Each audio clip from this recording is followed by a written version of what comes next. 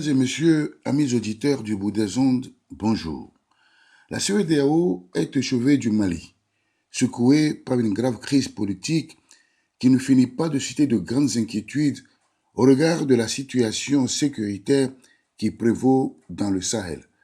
L'organisation régionale ouest-africaine a bien conscience du danger qui guette le Mali si cette crise politique venait à exploser.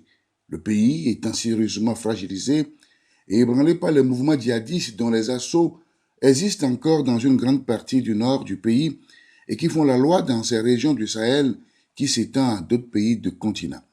Et comme de coutume, la CEDEAO s'invite dans la danse pour une mission de bons offices en le pouvoir du président Ibrahim Boubacar Keïta et une opposition désormais hétéroclite qui a placé très haute la barre de ses revendications en demandant purement et simplement la démission de IBK. Seulement, la mission semble pour le moment très difficile pour les dirigeants de la communauté ouest-africaine dont la crédibilité est encore engagée chaque fois qu'elle s'investit dans la résolution d'une crise que connaît un pays membre. Une première mission, puis une deuxième, et enfin une forte délégation de 5 chefs d'État de la sous-région ouest-africaine ont débarqué jeudi dernier à Bamako et n'ont pas malheureusement réussi à faire bouger les lignes ou n'ont rien obtenu de concret après avoir rencontré les protagonistes pour désamorcer la crise. Est-ce à dire que l'opposition malienne n'a pas confiance en la médiation de la CEDEAO? À en croire les observateurs, le ton du mouvement du 5 juin, qui incarne la lutte populaire, est aussi sec que le vent du harmattan, devant les présidents du Niger, du Sénégal, du Ghana, de la Côte d'Ivoire et du Nigeria, qui ont fait le déplacement de Bamako, preuve que la fracture entre le pouvoir et le peuple est désormais béante. L'imam Mahmoud Diko, personnalité centrale et morale de la contestation, et les siens, anciens ministres, hommes politiques et sympathisants islamistes, n'ont pas fléchi devant le principal argumentaire de la délégation tiré du protocole de la CEDEAO qui précise qu'on ne peut pas exiger la démission d'un chef d'État élu avant la fin de son mandat. Mais c'est oublier que le peuple malien n'est pas un peuple résigné, mais debout qui a déjà fait cette expérience, même si cela n'est pas légalement et constitutionnellement correct.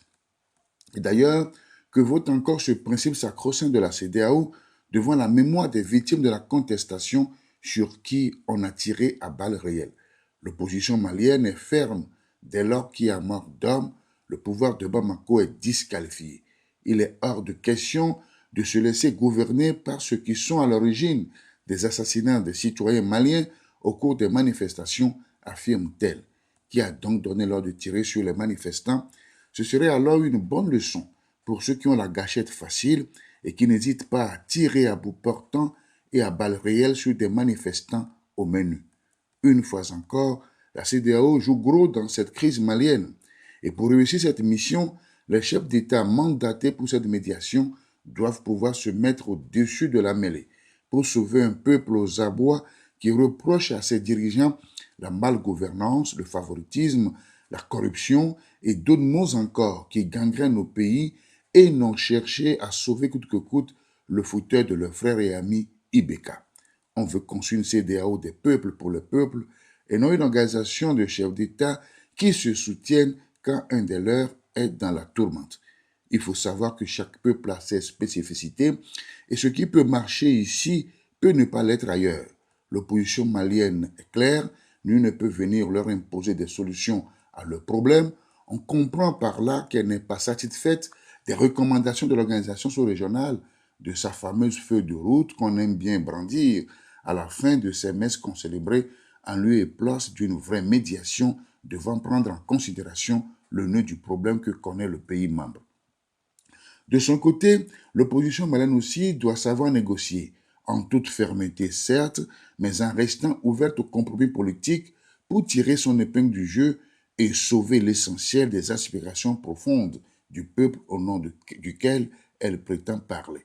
Apparemment, les mouvements djihadistes semblent être en retrait de ce mouvement de contestation, mais observent de près la situation et il n'est pas exclu que des forces occultes qui savent si bien exploiter ces gens de soubresauts les lancent de nouveau à l'assaut des forces démocratiques pour rendre le pays plus gouvernable encore. Demain, lundi 27 juillet, tous les regards seront tournés vers ce sommet extraordinaire de la CEDEAO par visioconférence, avec espoir que la montagne n'accouche pas de souris de nouveau une fois encore. Il ne faut pas que le Mali s'embrase, il y a trop de feu à éteindre dans la sous-région et sur le continent. Bon dimanche à vous tous.